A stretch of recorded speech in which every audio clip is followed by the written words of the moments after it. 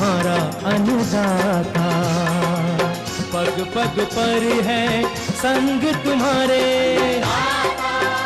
अन्नदाता।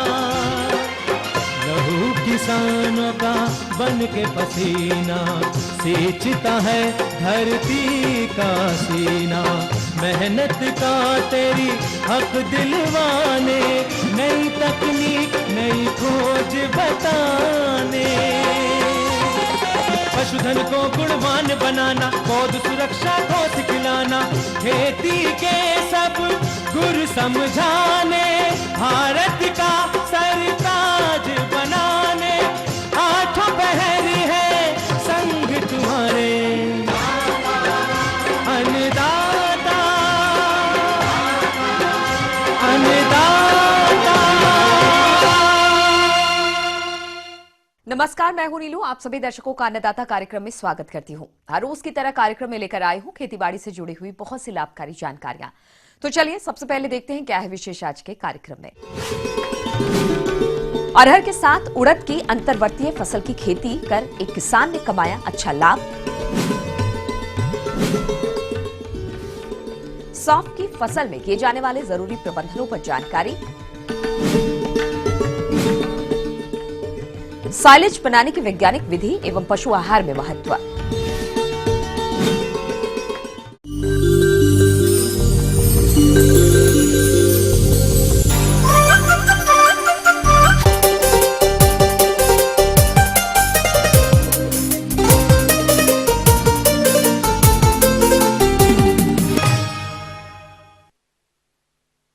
प्रदेश में दलहनी फसलों के अंतर्गत अरहर की खेती बहुत से किसान भाई करते हैं और फसल का वैज्ञानिक तरीके से प्रबंधन करके अच्छा उत्पादन भी प्राप्त करते हैं।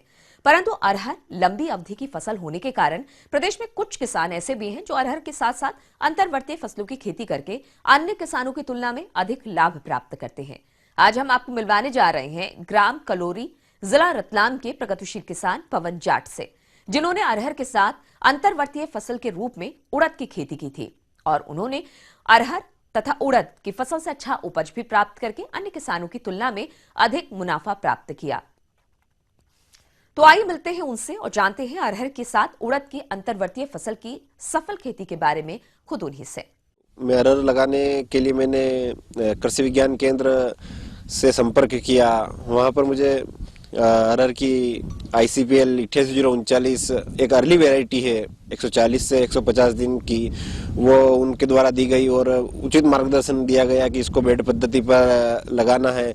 इसके अलावा दलहन अनुसंधान परिषद कानपुर के वैज्ञानिकों से भी मैं मोबाइल पर संपर्क में रहा, उनका भी उचित मार्गदर्शन रहा। प्रबंधन के बारे में हम बात करें तो सबसे पहले हमने खेत की 2 बार जुताई की, आड़ी और तिरछी। उसके बाद इसमें अच्छी सड़ी हुई गोबर की खाद 2 ट्राली पर बीघे के हिसाब से हमने इसके अंदर डाली है। और खाद का मतलब जो डोज, बेसल डोज ही हमने जमीन में डाल दिया था, जो कि कृषि विज्ञान केंद्र से हमें जो अनुसूचित जो किया गया था वही डोज हमने इसमें बेसल डोज में ही दे दिया। उसके बाद हमने इस पे 2-2 फीट की दूरी पर बेड बनवाए हैं और बेड के ऊपर अरहर 1-1 फीट की दूरी पर अरहर के बीज लगवाए हमने। और छिटक विधि से हमने बेड के बीच जो दूरी थी उसमें उड़द की फसल लगाई है। इसका हमने स्प्रिंकल की मदद से पानी दिया इसमें, ताकि इसका जर्मिनेशन बहुत अच्छे से हो जाए और उसमें उड़द का भी जर्मिनेशन स्प्रिंकल की वजह से बहुत अच्छा हमको मिला। इस तरह से इस फसल को हमने बारिश के 10 से 12 रोज पहले ही लगा दिया था। 15 जून से हमारे यहाँ बारिश शुरू हो जाती है, तो बारिश शुरू होने के बाद हमको इसमें सिंचाई की आवश्यकता नहीं पड़ी। उसके बाद बारिश शुरू होने के बाद कहीं कहीं इसमें खरपतवार निकल आए थे, जो कि हमने मजदूरों की मदद से निकलवा दिए खेत से। और अरहर में मुख्यतः शुरुआती दौर में तो कुछ ज़्यादा रोग और इल्लियों का अटैक नहीं रहता है। कहीं कभी कभी पत्ता मोड़ा गिल्ली का हमें शुरुआत में प्रकोप देखा गया। उसके लिए हमने सिस्टमेटिक इंसेक्टिसाइड का मतलब उपयोग किया और उसका निदान किया। उसके बाद अरहर की फसल में फ्लावरिंग और पॉड बनने की अवस्था बनने लगी करीबन 100 दिन के आसपास। उस समय स्टिम फ्लाई और पॉड फ्लाई का अटैक आता है, उसके लिए हमने क्विनाल्फास का स्प्रे किया, जिसकी वजह से हमें फसल में मतलब बढ़िया फायदा हुआ। कभी कभी इस दरमियान हमें स्टिम फंगस के रूप में एक फंगस भी पौधों तनों पर दिखी, उसके लिए हमने कार्बेंडाजिम मैंकोजेब का स्प्रे इसमें किया। हमने कुल मिला के 2 या 3 स्प्रे इस फसल में फ्लावरिंग और पॉड अवस्था से पहले हमने किए हैं। अरहर में जब पॉड बनना चालू होता है और दाने चालू होते हैं पड़ने, उस समय नीलगाय का बहुत ज्यादा प्रकोप देखने को मिलता है। हमारे क्षेत्र में नीलगाय बहुत ज्यादा हो गई है, तो उस अवस्था में हमने हमारे खेत के चारों तरफ बाउंड्री वाल तार फेंसिंग करवाई है। अरहर की फसल रीज बेड में लगाने से हमें ज्यादा बारिश में भी फसल के गलन की समस्या नहीं आई और कम बारिश में भी बेड के अंदर पर्याप्त नमी बनी रही, इसलिए हमको उसकी बीच में सिंचाई की जरूरत नहीं पड़ी। इस तरह से हमने अरहर की फसल में पानी का उचित प्रबंधन किया। किसान भाइयों, अभी आपने जाना इन्होंने अरहर के साथ उड़द की बुवाई कैसे की थी और इतनी अच्छी पैदावार लेने के लिए फसल का प्रबंधन कैसे किया था। और अब जानते हैं कि इनको उड़द और अरहर की उपज कब और कितनी मिली है।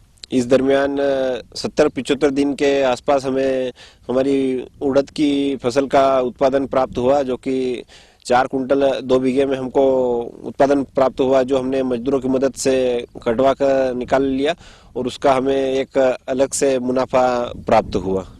में जब फलियां पकनी चालू हुई तो उस समय एक दिक्कत हमारे सामने आई कि कुछ फलियां तो पककर तैयार हो गई थी और कुछ फलियां कच्ची थी और उसमें मतलब फ्लावरिंग भी पौधे में थी।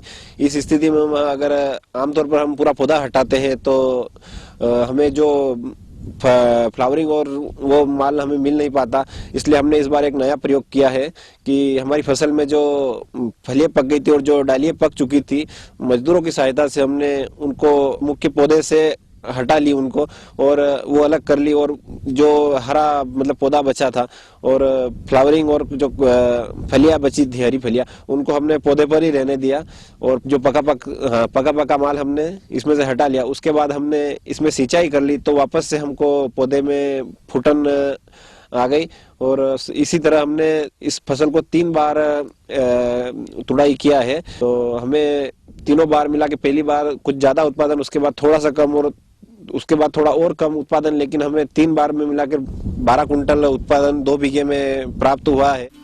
किसान भाइयों, अब आइए जानते हैं कि इनको अरहर के साथ उड़द की अंतर्वर्तीय फसल की खेती के आय व्यय क्या हुए। अरहर और अंतर्वर्ती फसल उड़द के आय और व्यय की बात करें तो हकाई जुताई, खाद, दवाई, मजदूर और हार्वेस्टिंग और ट्रांसपोर्ट का कुल मिला के हमें 15,000 रुपए का इसमें खर्चा हुआ है। अंतर्वर्ती फसल उड़द जो 4 कुंटल हुई थी उसको हमने 7,000 रुपए कुंटल के हिसाब से मंडी में बेचा, तो 28,000 रुपए की हमें अंतर्वर्ती फसल से ही आई हुई है। इसके अलावा 3 बार की तुड़ाई में हमें अरहर में 12 कुंटल उत्पादन 2 बीघे में प्राप्त हुआ है और हालांकि अभी बाजार मूल्य कम है, लेकिन हमारा माल बीज में बुकिंग है तो उससे हमें तो अच्छा मुनाफा है। लेकिन अगर बाजार मूल्य से भी अभी देखा जाए तो 5,000 रुपए सरकार समर्थन मूल्य पर अरहर की फसल को किसानों से खरीद रही है, तो कुल मिलाकर हमें 60,000 रुपए का अरहर हमें प्राप्त हुई और 28,000 रुपए की अंतर्वर्ती फसल उड़द प्राप्त हुई। कुल मिला के हमें 88,000 रुपए की 2 बीघे में फसल प्राप्त हुई है। कुल 88,000 रुपए हमें इसकी जो आय प्राप्त हुई है, उसमें से अगर हमारा खर्च हम जो 15,000 रुपए है अगर वो काटते हैं तो 73,000 रुपए हमें कुल मुनाफा प्राप्त होने की उम्मीद है इसमें से, जो कि दूसरी फसलों के मुकाबले बहुत अच्छा है। कम पानी में अरहर की फसल एक या दो सिंचाई में अगर आप दोनों मतलब फसल अगर लिए हमने तो हमें बहुत अच्छा मुनाफा इसमें प्राप्त हुआ है और अगली बार हम इसका रकबा और बढ़ाने की सोच रहे हैं। ये थी कुछ उपयोगी जानकारियां। अब लेते हैं एक छोटा सा ब्रेक, जल्द लौटेंगे और कार्यक्रम में आगे है महत्वपूर्ण जानकारियां। बने रहिए हमारे साथ।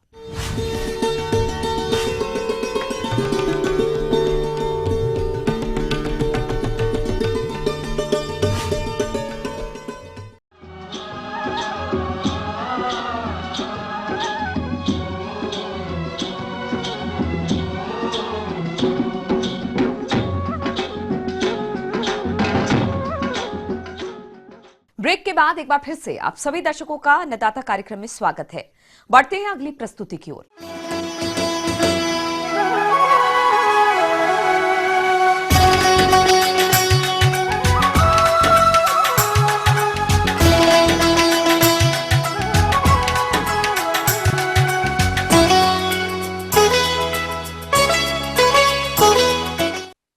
सौंफ की खेती जिन किसान भाइयों ने की है वो फसल इस समय बढ़वार से लेकर फूल की अवस्था पर है। फसल से अच्छी गुणवत्ता की उपज के लिए जरूरी है कि इनमें किए जाने वाले महत्वपूर्ण प्रबंधनों को वैज्ञानिक तरीके से किया जाए ताकि फसल कीट रोगों से मुक्त रहते हुए अच्छे तरीके से वृद्धि विकास कर सके। तो आइए सौंफ की फसल में किए जाने वाले प्रबंधनों पर विस्तार से जानते हैं कृषि वैज्ञानिक डॉक्टर वीपी पांडे से।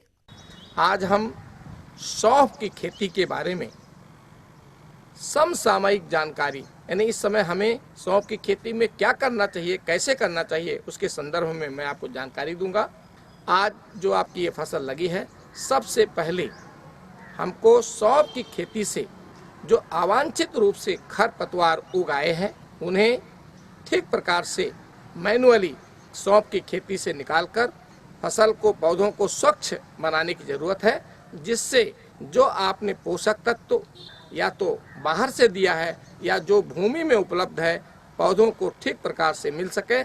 उसी के कारण ही पौधों का सम्यक विकास यानी वृद्धि होती है। ठीक इसी प्रकार आप देखें, खेत में यदि नमी नहीं है तो मुझे हल्की सिंचाई करने की ज़रूरत है। यहाँ पर यह आवश्यक होगा कि नत्रजन की जो दूसरी मात्रा हम यानी खड़ी फसल में देते हैं तो 30 किलोग्राम नत्रजन प्रति हेक्टेयर की दृष्टि से टॉप ड्रेसिंग के रूप में निराई गुड़ाई करने के पश्चात हल्की नमी की उपस्थिति में देना चाहिए। और इस प्रकार जब नत्रजन की क्रिया हम पूरी कर लेते हैं उसके पश्चात पौधों के चारों तरफ या पंक्ति में सौंफ की खेती में मिट्टी चढ़ा दें। इसके अलावा किसान भाइयों, सौंफ की फसल में इस समय लगने वाले हानिकारक कीटों में माहू कीट का प्रकोप सबसे अधिक देखने में आता है, जो पौधों से रस चूसकर फसल को नुकसान पहुंचाता है। इसलिए किसान भाइयों, आप इस कीट के नियंत्रण के लिए इमिडाक्लोप्रिड दवा की 1 मिलीलीटर मात्रा को 3 लीटर पानी की दर से घोल बनाकर फसल पर छिड़काव कर दें। और आइए अब बात करते हैं सौंफ की फसल में लगने वाले रोगों की। तो इस फसल में छाछिया रोग का प्रकोप मुख्य रूप से होता है। इस रोग की रोकथाम के लिए आप गंधक चूर्ण 25 किलोग्राम प्रति हेक्टेयर की दर से फसल पर छिड़काव करें। मुझे इस समय यह बताना आवश्यक होगा कि सौंफ का जो उत्पादन होता है उसे हम 2 प्रकार से प्राप्त करते हैं। जब सौंफ परिपक्वता की तरफ बढ़ती है या सौंफ के दाने परिपक्व होने के लगभग 15 से 20 दिन पहले सौंफ के गुच्छों को काट करके छाया में सुखाते हैं। इस प्रकार के जो सुखाने की और काटने की जो प्रक्रिया है, इसे हम मीठी सौंफ तैयार करने की विधि को कहते हैं। और इस प्रकार की जब हम सौंफ तैयार करते हैं तो उसमें एक तो हरापन रहता है, उसमें सुगंध रहती है, और इसके पश्चात जो हम मसालों के रूप में यानी दानों के रूप में करते हैं या आगे चलकर बीज के रूप में करते हैं, वो जब सौंफ की फसल पूर्ण रूप से परिपक्व हो जाती है, थोड़ा सा दानों में हल्का सा पीलापन आने लगता है, ऐसी स्थिति में हम सौंफ की फसल को काट करके उसे मड़ाई करते हैं और फिर उसे बीज के रूप में रख लेते हैं। शेष जो होता है उसे हम बाजार में मसालों के रूप में विक्रय करके एक अच्छी आमदनी प्राप्त करते हैं। इस प्रकार से हम सौंफ की खेती में समसामयिक क्रियाओं को करते हुए और सौंफ के परिपक्वता के पश्चात उसके दानों को प्राप्त करने के लिए 2 विधियों को अपना करके सौंफ की खेती से अच्छा लाभ प्राप्त कर सकते हैं। धन्यवाद। आगे और भी है कुछ रोचक जानकारियां, पर यहाँ पर रुकेंगे एक और ब्रेक के लिए। जल्द हाजिर होते हैं।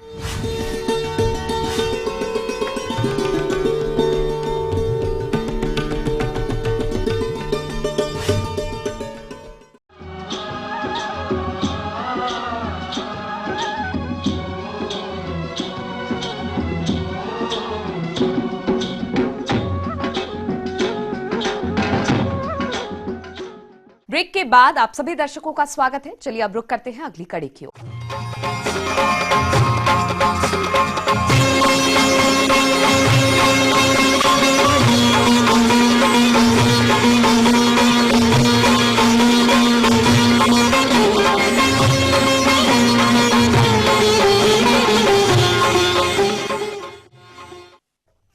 पशुओं से अधिकतम दूध उत्पादन प्राप्त करने के लिए जरूरी है कि उन्हें पर्याप्त मात्रा में पौष्टिक चारा मिले। इन चारों को पशुपालक या तो स्वयं उगाते हैं या फिर बाहर से लेकर आते हैं। गर्मी के मौसम में हरे चारे की कमी पशुओं के दुग्ध उत्पादन को प्रभावित करती है, लेकिन अगर आप इस समय अतिरिक्त हरे चारे को सुखाकर साइलेज बनाकर भविष्य के लिए भंडारित कर लेते हैं तो भविष्य में आने वाले चारे की कमी दूर की जा सकती है। तो किस प्रकार करें साइलेज का निर्माण तथा पशु आहार में क्या क्या इसकी विशेषताएं हैं, आइए जानते हैं एक पशु विशेषज्ञ डॉक्टर आशुतोष कुमार से। ये तकनीक जो है ये किसानों के पास जो पुराने बैग्स होते हैं जिसको खाद के कट्टे, फीड के कट्टे या किसी और चीज़ के जो पैकिंग में कट्टे आते हैं, उनमें साइलेज कैसे बनाया जाए, इसकी आवश्यकता क्यों है। हरा चारा जिसमें नमी की पर्याप्त मात्रा होती है वो जब हवा की अनुपस्थिति में किसी गड्ढे में दबाया जाता है तो किण्वन की प्रक्रिया से जो चारा तैयार होता है उसे साइलेज कहते हैं। हरे चारे की कमी होने पर साइलेज का प्रयोग पशुओं को खिलाने के लिए किया जाता है, जिसको खिलाने से पशुओं से अच्छा दूध उत्पादन प्राप्त किया जा सकता है। तो हमें जो सबसे सस्ता और सुंदर जो उपाय लगा वो ये लगा कि चारे का जो साइलेज बनाना है यूरिया के बैग में, फीड के बैग में, किसी और पैकिंग के बैग में लगा करके और उसको पैक किया, तो ज्यादा खर्चा भी ना करना पड़े और उनका काम आसानी से हो जाए। दाने वाली फसलें जैसे मक्का, ज्वार, जई, बाजरा आदि साइलेज बनाने के लिए उत्तम फसलें होती हैं, क्योंकि इनमें कार्बोहाइड्रेट की मात्रा अधिक होती है। दलहनी फसलों का साइलेज अच्छा नहीं रहता, परंतु दलहनी फसलों को दाने वाली फसलों के साथ मिलाकर साइलेज बनाया जा सकता है।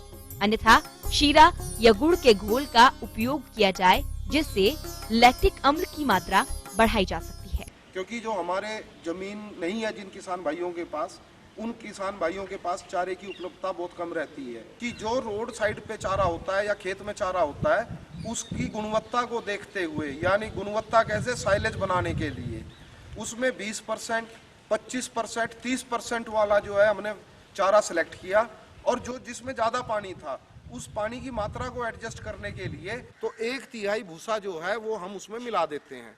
अगर उसमें पानी नहीं निकल रहा है तो इसका मतलब ये है कि वो चारा हमारा साइलेज बनाने के लिए बिल्कुल परफेक्ट है। इसी चीज़ को अभी हम किसान भाइयों को दिखाएंगे कि हरे चारे से जब ज़्यादा मात्रा में उपलब्ध होता है तो हम उसका साइलेज कैसे बनाएं, और इस साइलेज के लिए हमने 30 से 35 किलो वजन का बैग जो है वो सिलेक्ट किया है, जो हमारे सभी किसान भाइयों के घरों में उपलब्ध होता है। इस औजार को जो पट्टी है प्लास्टिक की उसको खींचने के लिए, उसको टाइट करने के लिए इस्तेमाल किया जाता है। अभी हम आपको ये पूरा प्रोसेस जो है वो करके दिखाएंगे, और ये लॉक को बंद करने के लिए, जिससे जो टाइट की हुई पट्टी है वो खुले नहीं, उसके लिए इस औजार से उसको बांधा जाता है। लॉक एडजस्ट करके और इसको बांधने की प्रक्रिया आरंभ कर दी है। इसमें ध्यान ये रहे कि सलवट जो है वो नहीं आए, नहीं तो ये पत्ती जो है उसको फाड़ देगी। तो इसके लिए इस प्रक्रिया से आप जितना टाइट चाहेंगे उतना टाइट जो है ये हो जाएगा। और इसमें हम किसान भाइयों को ये बताएंगे कि इस पे आप कट्टे के हिसाब से, साइज के हिसाब से निश्चित कर सकते हैं कि 2 पैकिंग लगानी है, 3 लगानी है या 4 पैकिंग इसमें लगानी है। जो पत्ती लगी हुई थी इस औजार से उसको दबा दिया जाता है। दबाने के पश्चात उसको खोला जाता है और इसमें इस तरीके से इसको कट कर दिया जाता है। अब जो घास था वो थोड़ा साइड पे आ गया, उसको करने के लिए हम 2 बंद जो है इस पे और लगाएंगे। तो जो पट्टी है प्लास्टिक की ये नई है और ये तकरीबन 80 से 90 रुपए किलो या इससे सस्ती भी मिल सकती हैं, जिनको कि आप इस्तेमाल कर सकते हैं।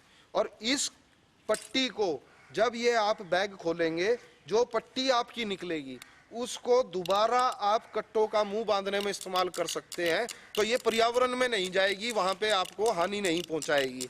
तो हमारा एक पर्पस जो है वो इस तकनीकी को अपनाने का ये है कि हमारा पर्यावरण सुरक्षित रहे। अब किसान भाई देख सकते हैं कि बांधने के बाद इसमें किसी प्रकार की कोई हवा और किसी प्रकार का कोई भी लूजनेस जो है इसमें नहीं है। इसका मतलब इसकी जो हवा है वो भली भांति से निकल गई है और इसमें आप ये देख सकते हैं कि किस तरीके से इसको बांधा गया है और किस तरीके से इसको टाइट किया गया है। अब इस बैग को हम छाया में, पशु के आवास में, कहीं भी जहां उनको जगह उपलब्ध है वहां पर इसको स्टोर कर सकते हैं और ठीक 40 से 45 दिन के बीच में जब हम इसको खोलेंगे तो ये हमारे इस्तेमाल के लिए तैयार होगा। वो उसकी गुणवत्ता, उसका कलर और वो किस प्रकार का होता है, उसके लिए हम आपको जो हमने पहले से साइलेज बनाया हुआ है उसकी की पूरी जो पैकिंग है आपके सामने खोल के दिखाएंगे और उसके हिसाब से आप खुद स्वयं उसको देखेंगे कि पशु उसको किस प्रकार से खाते हैं। आप देख रहे हैं और इसकी गुणवत्ता भी आप देख रहे हैं कि ये पूरा का पूरा बिल्कुल हरे रंग का है और कहीं कहीं अगर इसमें लगा हुआ है तो उसको आप रिजेक्ट कर सकते हैं। खटास की जो मात्रा है वो तकरीबन 3.5 से 3.7 और 4 तक हो सकती है। अगर कोई किसान जो है ज़्यादा बैग बना ले तो वो दूसरे किसानों को बेच भी सकता है।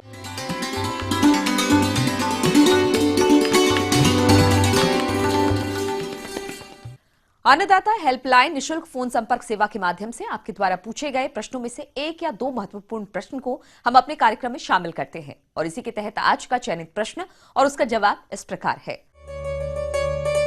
अन्नदाता कार्यक्रम में आज जो प्रश्न हमने शामिल किया है उसे पूछा है सामगढ़ जिला मंदसौर से मनीष धनौतिया ने। यह आम के बाग में पुष्प गुच्छा रोग की रोकथाम के बारे में जानकारी चाहते हैं। तो मनीष जी, आपकी जानकारी के लिए देखिए कार्यक्रम का यह अंश। कि आम में गुच्छा रोग की समस्या एवं निदान। आम में गुच्छा रोग की समस्या कुछ मात्रा में विभिन्न आम के बगीचों में दिखाई देता है। इससे जो उत्पादन है उसमें कमी आती है। किसान भाइयों, आम के बागों में गुच्छा रोग का प्रकोप ये रोग आम का सबसे खतरनाक रोग है। इसके द्वारा आम के बागों में 20 से 25% तक हानि आ सकती है। इस रोग के 2 तरह के लक्षण दिखाई देते हैं, पुष्प क्रम तथा गुच्छा पर दिखाई देता है। ये रोग मुख्यतः एक कीट के कारण होता है। ये कीट आम के कोमल भागों को खुरचकर खाता है। इस समस्या के लिए एक कीट है जिसको हम सिट्रस साइला बोलते हैं। यह कीट फरवरी से लेके मार्च और अप्रैल में आम के नए कोमल पत्तों के मध्य सिरा में सिंगल अंडा देती है और यह अंडा उसमें पड़ा रहता है पत्तियों के नीचे मुख सिरा में। ग्रोइंग पॉइंट है जो बड होता है पल्लव का, उस बड में घुसकर वहाँ पर अपना जीवन, पिल्लू अवस्था जितना भी है उसका जीवन जीता है। फरवरी मार्च में फूल आने के क्रम में फूल का जो कली है उसके अंदर भी घुस जाता है और इस कारण से आप देखेंगे पल्लव का कली हो चाहे वह फूल का कली हो, जिसके अंदर घुसकर पिल्लू अवस्था उसका इसमें चलता है, जो अगस्त से लेके फरवरी मार्च तक आप देखेंगे कि उसी में वह रहता है और इसके कारण वहाँ पर स्वेलिंग हो जाता है और स्वेलिंग होने के कारण वो एक गॉल फॉर्मेशन हो जाता है, चाहे वो साकीय कली में हो चाहे फूल के कली में हो, और वहाँ पर गॉल फॉर्मेशन होने के कारण वहाँ पर पुष्प गुच्छ नहीं लगते हैं और काफ़ी स्वेलिंग होने के बाद वो एक माल फॉर्मेशन का रूप ले लेता है और जिस कारण से उत्पादन पर काफ़ी प्रतिकूल असर पड़ता है। किसान भाइयों, अभी आपने जाना इस रोग के लक्षण एवं इसके प्रकोप के बारे में, और आइए अब जानते हैं इस रोग की रोकथाम के बारे में।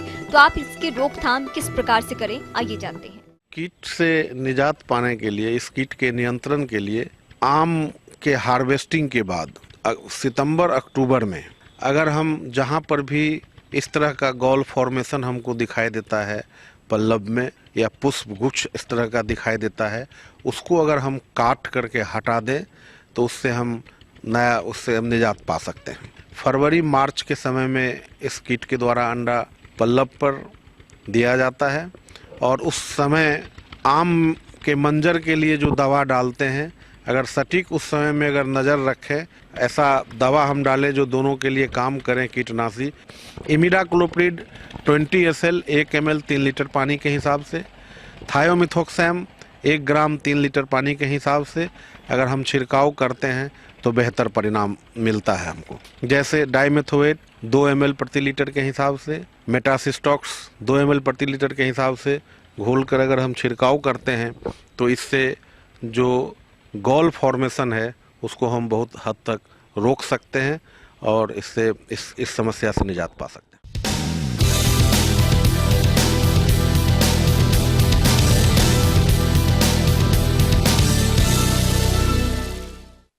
राज्य के विभिन्न मंडियों में कृषि उत्पादों के चढ़ते उतरते बाजार भाव की संक्षिप्त जानकारी इस प्रकार है।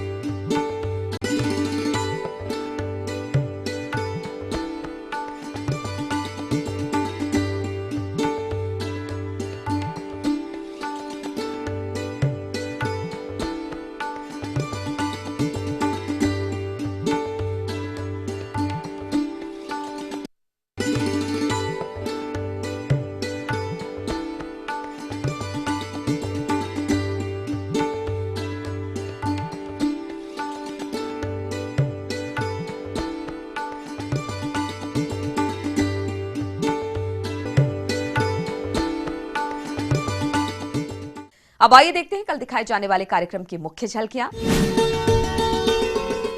गुणवत्ता युक्त अफीम की अधिक उपज के लिए चीरा लगाना और अफीम संग्रहण पर जानकारी। मौसम पूर्वानुमान रिपोर्ट के आधार पर प्रदेश के किसानों को सलाह। हम ये उम्मीद करते हैं कि आज का कार्यक्रम आप सभी दर्शकों के लिए उपयोगी रहा होगा। किसान भाइयों, अन्नदाता आपकी सेवा के लिए संकल्परत है। कृषि संबंधित समस्या एवं सुझाव के लिए आप हमें इस पते पर संपर्क कर सकते हैं। प्रोड्यूसर अन्नदाता, ETV Madhya Pradesh, Chhattisgarh, Ramoji film city, Hyderabad 501512। साथ ही आप हमें ईमेल भी कर सकते हैं। हमारा ईमेल है p18annadatamp@nw18.com। इसके अतिरिक्त आप हमें निःशुल्क हेल्पलाइन नंबर 1800419215 पर सोमवार से शनिवार सुबह 10 से शाम 4 बजे के बीच संपर्क भी कर सकते हैं। फिलहाल अन्नदाता की पूरी टीम को इजाजत दीजिए। कल फिर इसी समय आपसे मुलाकात होगी कृषि संबंधित कुछ और महत्वपूर्ण जानकारियों के साथ। तब तक के लिए नमस्कार।